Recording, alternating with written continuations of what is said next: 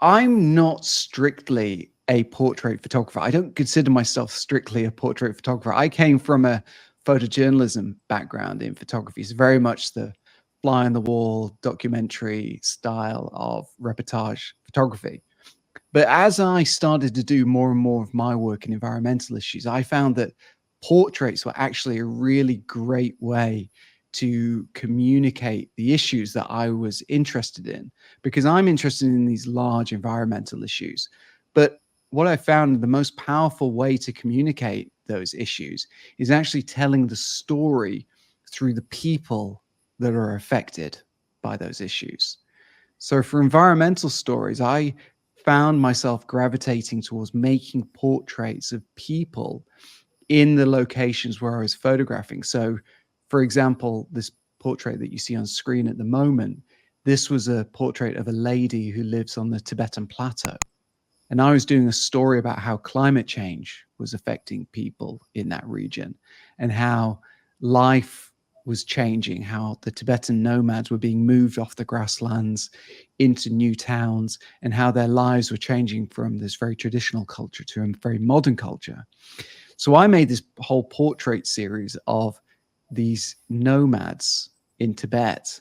And for me, this was one of the first times that I really discovered the power of portraits. And I've used it not in all my stories, but in a lot of my stories, because I really want to show the people who are involved in the issues that I cover. And so I've become a bit of a converted portrait photographer over the years.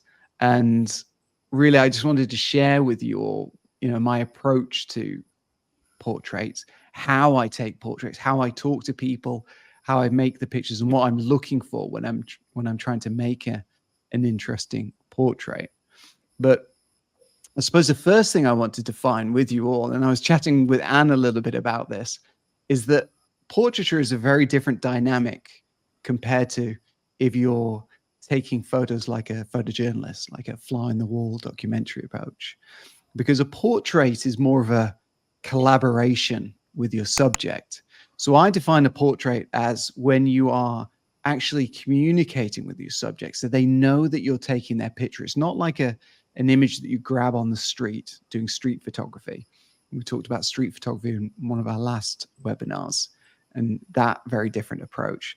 But a portrait is you're actually communicating with your subject, and often you're collaborating with them to find the best angle, to find the best light, and to try and tell their story with that particular portrait that you're making of them. So that's really the first point, is that you're working with your subject. It's almost a collaboration. Of course, as the photographer, you're leading the collaboration, but you're also open to hearing their ideas, their thoughts, listening to their story, and then thinking about how can I use photography and this picture to try to communicate something about this person and about the story that that person has and how it connects to whatever type of issue that you're interested in. If you want to really accelerate your photography's development, consider joining my mentorship program. When you join my mentorship program, you'll get one-on-one video calls with me each month, daily chat through your social media platform of choice, and you'll also get the opportunity to join my community of other mentees to learn more about how to develop your photography and your photographic storytelling. All the info about the mentorship program can be found in the links in the description.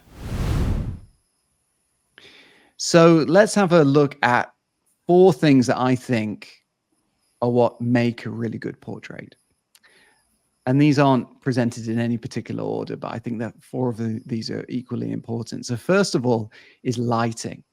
So as is true of any type of photography that we all do, whether it's documentary black and white photography that Anne does, or whether it's wildlife photography that Badral does, or the environmental portraits, environmental stories that Dante and I like to work on, lighting is always key.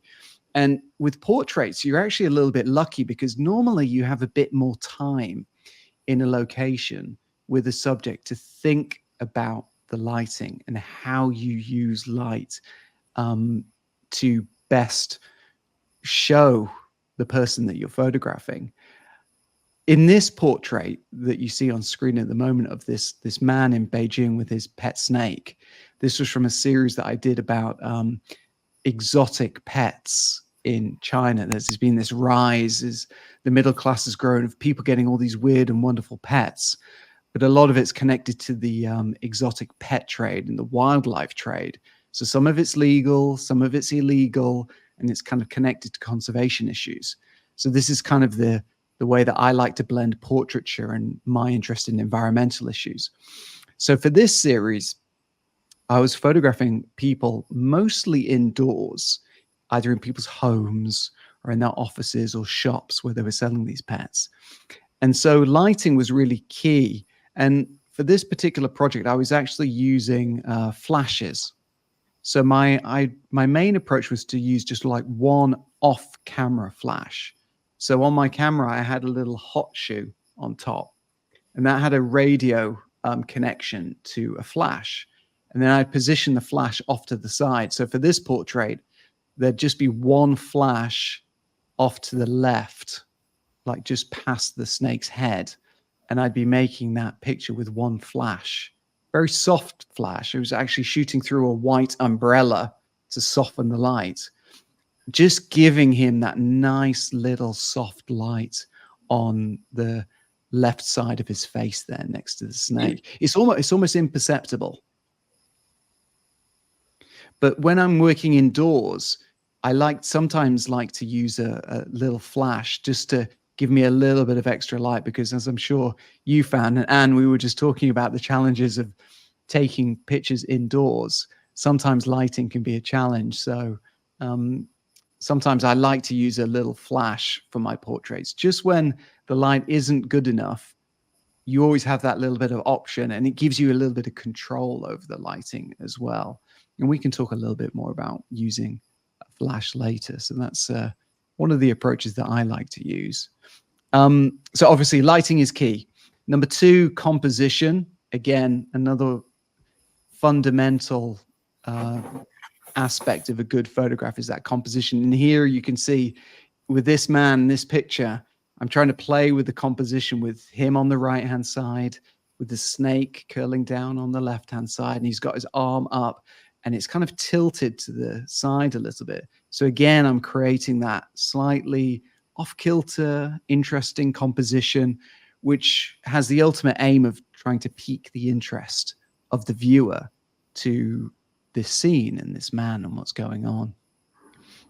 And then third, a moment. So here the moment is really that moment where he's looking away to one side and the snake is kind of looking away to the other side. Is, you know, obviously in this situation, I took a lot of photos and I was just waiting for that moment, that dynamic in the frame. And that's why I chose this particular picture, because the snake was obviously moving around, you know, curling its way around his arm. And he was looking in different directions sometimes, but it was that moment in this position that for me was the one that I selected from all the different images that I took in this situation. And that kind of leads on to the point 4, is that the image reveals something about the person and the story. I think if I showed this image to you with no description, just seeing this image would pique your interest in this man. And why is he lying on his couch with a snake? You know, it makes you want to know what on earth is going on in this picture with this man, and what is the story, what is the issue. So I think all these things combined, the light, the composition, the moment, and the underlying something that piques your viewer's interest, those are the key factors that make for a really interesting portrait.